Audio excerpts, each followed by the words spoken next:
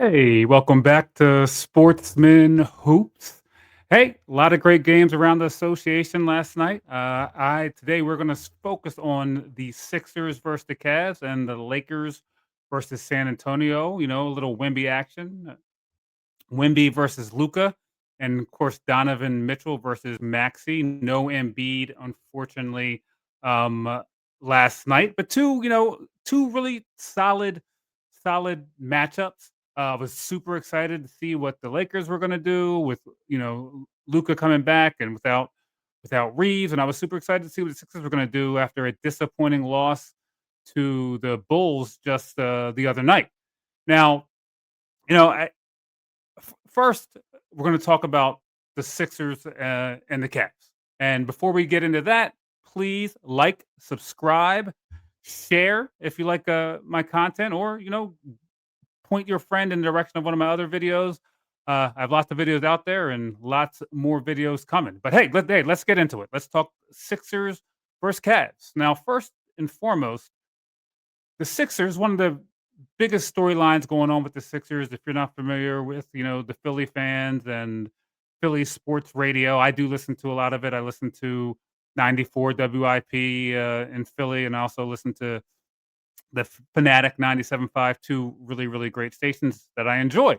But one of the things that I noticed yesterday is not you know, overall Philly has a great fan base, but there's a small portion of the Philly fan base, maybe a loud minority, who is speaking, who is calling into the radio or is online, and they're saying that the Sixers really don't need Embiid, or they would be better off without him uh, if Embiid didn't play. But last night was a perfect example of why they need Embiid and they need his defense. They really need his offense as well. I understand why some of the fans were complaining because the Sixers are now a young team. They're moving fast. Their pace is up and down. And sometimes it seems with Embiid, once they get into the half court, they're trying to whip it around, but Embiid's a bit of a ball stopper. He's going to catch it, turn and face, jab, jab, give you the and then hit you with that little J, or sometimes give you a little mid post fadeaway off one foot, depending on the night.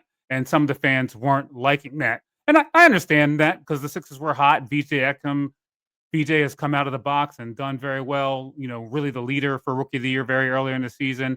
Maxi is ripping up the league right now and looks like he's trying to get up to, superstar level where he's all NBA first or second team. And that is certainly understandable why some may think they don't need Embiid. But last night, as I mentioned, is the perfect game to show why we need Embiid. Now, on the headline, maybe on ESPN, you would see that Donovan Mitchell had 46 points last night, and that is incredible. Donovan Mitchell was unstoppable. The Sixers could not guard him. There was nothing that the Sixers could do. They put a lot of bodies in front of him, but whatever they did, Donovan Mitchell was able to get them onto his hip, whether it was high pick and roll, and then get him on the hip, fake him, and kind of have him on the hip and force him into fouling him. Uh, he shot well from the outside. Overall, he shot, I believe, over 70% from the field. But that's not really that's the story that's maybe the headline. But the guys who really, set the tone for the game and who really dominated the game, and you could have predicted this without Embiid playing, was both Evan Mobley. Evan Mobley was unbelievable, and of course, Jared Allen as well. Jared Allen was 24, 10, 3 blocks, and Mobley had 23 points, 2 blocks, and he was 3 for 5 from 3, which opened things up for Donovan Mitchell. Now, just by looking at the box score, you would see that, but if you actually watch the game, you can see how they kind of physically dominate the Sixers inside. They both were not only blocking shots, they were getting steals, they were blocking off passing lanes, they were protecting the rim. They really dominated the game and allowed Donovan Mitchell to really, really do his thing. Now, to say this, as well as Cleveland played, I think that Cleveland did play um, really well. But the Sixers also came in very tired after a difficult game against Chicago. Maxi's been playing a lot of minutes, and it showed. I know Maxi scored, I believe, what 29, about 29 points last night. But it's not that he was inefficient, but his points didn't seem to have a whole lot of impact. Very early in the game, Maxi seemed very frustrated. There was a turnover in the first or second play of the game, and the Cleveland player just threw the ball back the other way on the fast break, and Maxey just kinda stood there, like, made a face, and then slowly got back, and by then, Cleveland had scored. Another instance, he threw it to Andre Drummond. Andre Drummond doesn't have great hands. Andre Drummond dropped it. He got upset with him. But this was early on, in the game. I was surprised that he was so frustrated so early. But overall, the Sixers, as a team, just looked tired. One of the ways that you could see this early on, Cleveland applies great pressure to the wings as you try to start your offense, and the Sixers, no ball fakes. They were very lackluster throwing passes that were getting tipped away and starting the fast break for Cleveland.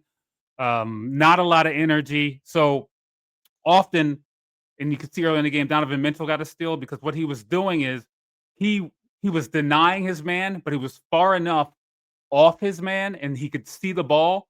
So it looks sometimes from the point guard level that that pass is open, but Donovan Mitchell was just coming in very easily, denying and stealing it because it was a lazy pass with no ball fake, nothing to really keep the defender keep the defender honest, or the person who he was guarding could have cut back door, done something.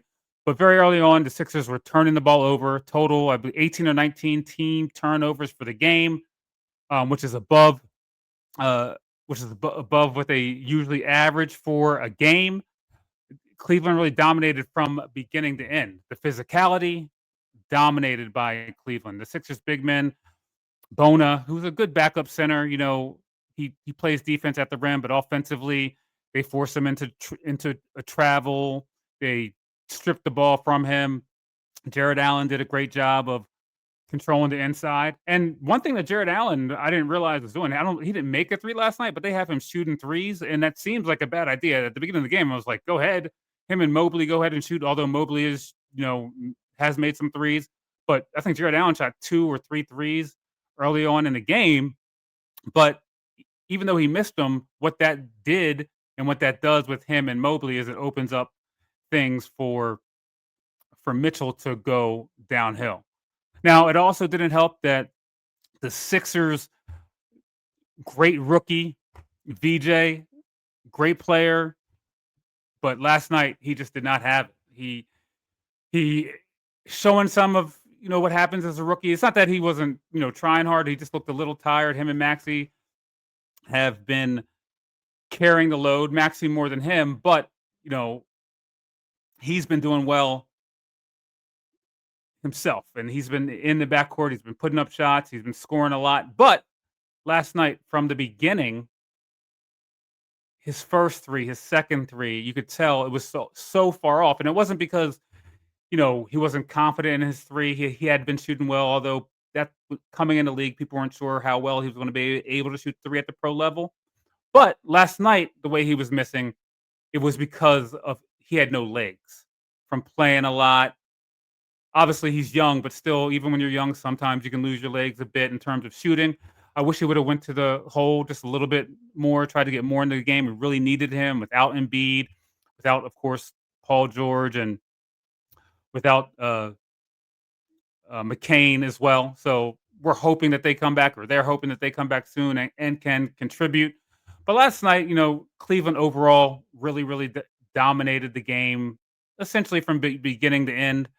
Uh, as I said, the Sixers just looked tired. They looked ready, and without VJ Edgecombe doing his thing and the way he's been doing it most of the season, we really didn't have any hope. As I said, Maxi overall, he played well. Let's see what Maxi. What did Maxi do last night? Maxi had 27 points and 9 assists. And as I said, he even shot the ball. I believe he shot over 50%. And it appeared like it was a good game if you weren't really paying attention. But if you watch the game, as I said early on in this recording, it his his scoring didn't have great impact to the game. And as I said, with he didn't have a whole lot of help. He was out there by himself. You know, every shot, even when he was making shots, or many of the shots were tough shots, contested. Cleveland plays, you know, really good defense.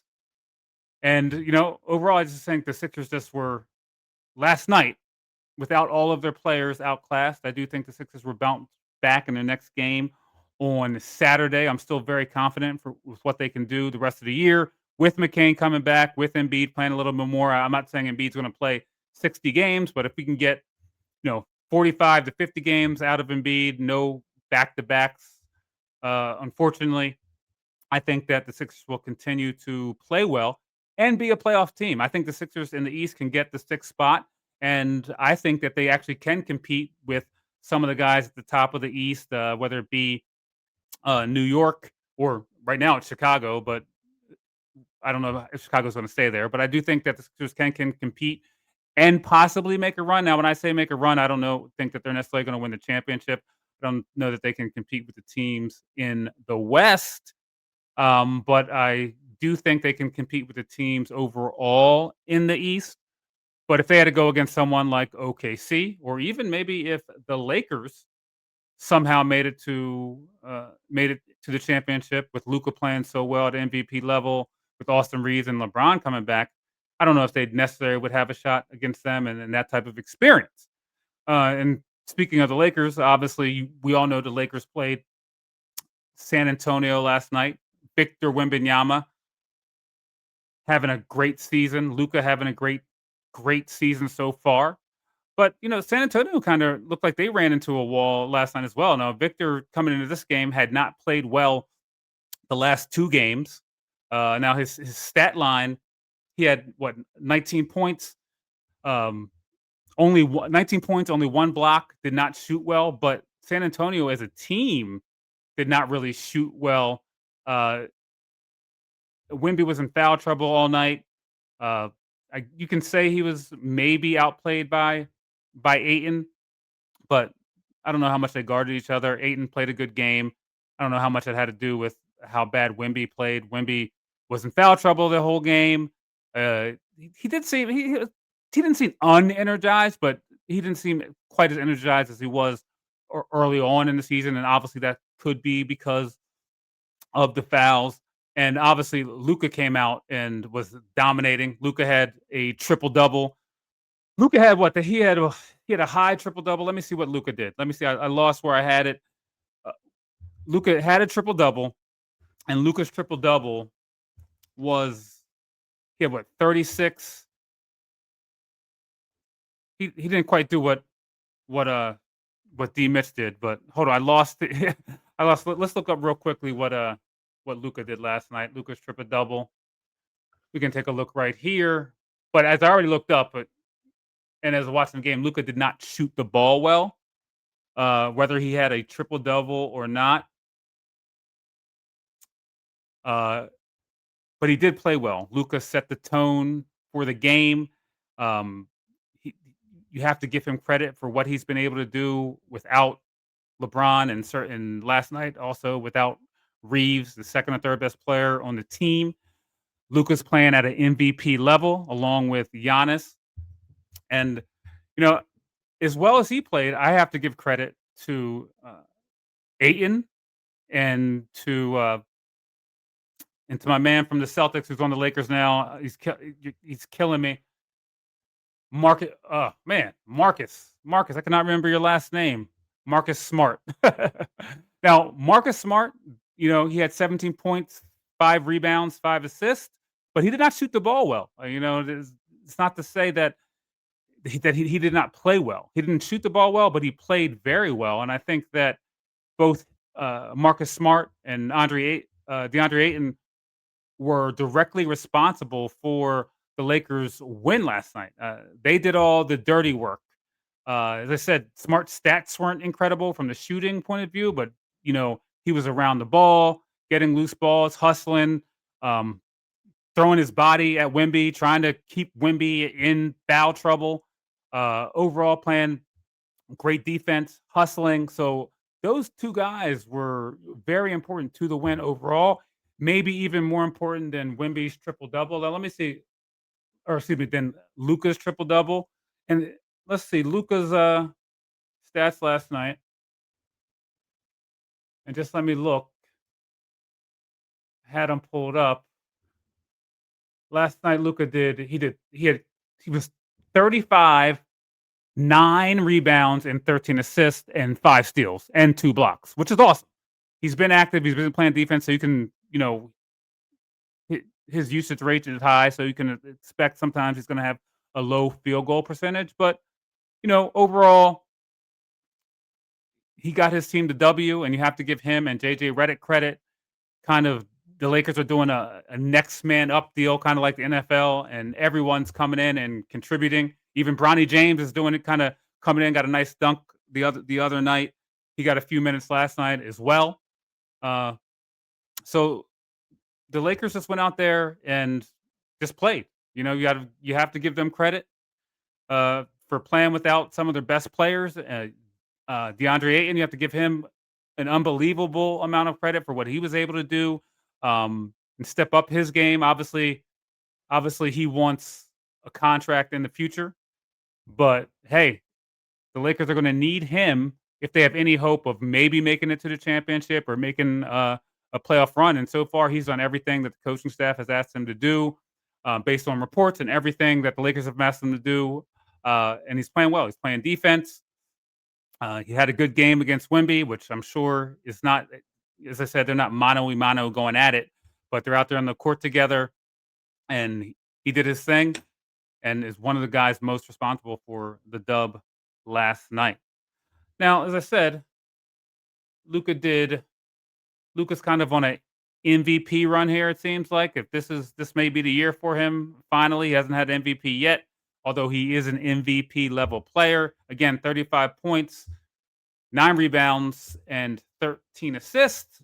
Not good shooting, but it doesn't matter, when you're kind of setting the table the way he did last night. San Antonio did have a lead for a lot of the game, but Luka's excellence kept the Lakers in the game, and they kind of seemed to wear San Antonio down and kind of wear Wemby down a bit. Although, again, as I said, Wemby didn't get the same minutes he would usually get if he wasn't in foul trouble. But Wemby overall hasn't been playing well. Uh, has not been playing well the last 2 games. I am not going to panic. I still think that he is on his way to being the future GOAT of the NBA. But that's again a talk for another day. I think he will also bounce back with some more dominance. Now, as I said, the headlines last night I think will show you that Donovan Mitchell had 46 points and Luka Doncic had a triple double. But I think last night, and especially in these 2 games, the big men, DeAndre Ayton, Evan Mobley, and Jared Allen in the previous game for Cleveland were really, really what brought it home for those teams. The hustling. You can throw Marcus Smart in there, even though he's not a big man. They were doing the dirty work. They were grinding, and they did all the things that they needed to do for their team to win. Uh, Even with the stars doing what they did. So, as I said, as well as Luca has played, where do you guys think Luca is? Would you vote for Luca for MVP? Obviously, as I've mentioned several times, I had Wemby is possibly the MVP and the future GOAT, but the NBA is in good hands right now. Even though I have said all that about Wemby, Wemby is maybe the fourth or best, fifth, playing the fourth or fifth best in the league, third, fourth in the league. You have to kind of, it's a game. It's early in the season, so it's game to game right now. But right now, if I were choosing MVP or who I thought was playing the best, that list would start with Giannis Antetokounmpo, the Greek freak. He is playing excellent, dominating, charging to the basket, dunking on people, playing defense. The other night when I watched him play, the Knicks had the lead, and Giannis just said, "No. No, I'm going to take over this game. I'm gonna dominate the game, and there's nothing you can do about it." So right now, Giannis is the best player in the league, and I also would vote for him for MVP with along with his, team success.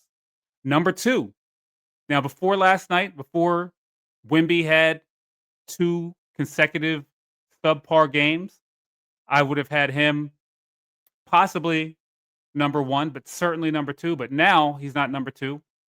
With the win last night and the dominance that Luka, although he didn't shoot well, but where he has his team at 7-2, dominating, playing at MVP level, I'm certainly gonna put Luka at my number 2 spot, currently playing the best, playing the 2nd best in the NBA, and I would vote for him 2nd for MVP.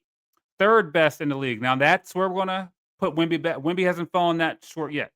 I would have Wemby as the 3rd, playing the 3rd best overall for the year so far, and I would have him 3rd for MVP. He still leads the leagues in blocks, although he only had 1 block, last night, but he's a dominant player, and as I get for the 3rd time, I believe he is the future GOAT. Now at the 4th spot, you can't forget about SGA. SGA's team is dominating. They were undefeated up until they were 7-0, 8-0 up until the other night. They're likely the best team in the league still. He is playing great. He has had players out all season. No Chet, no J Dub, but yet Shea Gildress is still SGA is still leading his team to victory, so he can't be lower than 4th, and I believe he is the 4th best player and playing the 4th best in the NBA, and that's where I think he would finish, uh, for MVP as well. Now, the 5th best player, the way they are playing right at this second, well, Austin Reeves was out last night. Tyrese Maxey has, although he's still putting up numbers, has, cooled off a bit. I would not have either one of them as the 5th best player in the league or 5th for MVP. I would say this right now. I'm just going to leave. These are just 2 placeholders because I believe Houston's playing really well, but I need to go watch KD play. I don't know his numbers right now off the top of my head. And then obviously, I'm just not going to leave. We can't just leave the big guy out, Joker. Now because Joker, what Denver's doing, they're doing something a little bit different. His numbers, his scoring numbers are, I believe, a little down because Denver is actually trying something. Oh, relax, buddy. Can you relax for me? Denver is actually trying something a little bit new, where they're giving other people more responsibilities to, do some things on the court. Hey, relax. Give me a second. Go sit. Um, Joker. I'm going to put Joker or KD at 5th right now. But my top 4 are set in stone. But my fifth one is kind of shady. Hey, get out of here. Well, my dog wants me to get out of here. So you guys in the comments below, let me know. What do you think? Who do you think the top 5 or who are playing the best in the NBA right now? The top 5 for you. Again, my top 5. Relax, buddy. My top 5. Again, the Greek Freak, Luka. Quiet. Go. Go. The Greek Freak, Luka, Wembenyama, SGA, and either Joker or KD. That's who it is for me right now. Hey, guys, like, subscribe. Again, let me know who your top 5 is, and let me know who you're gonna watch tonight. All right. Sportsman Hoops. Thanks for watching.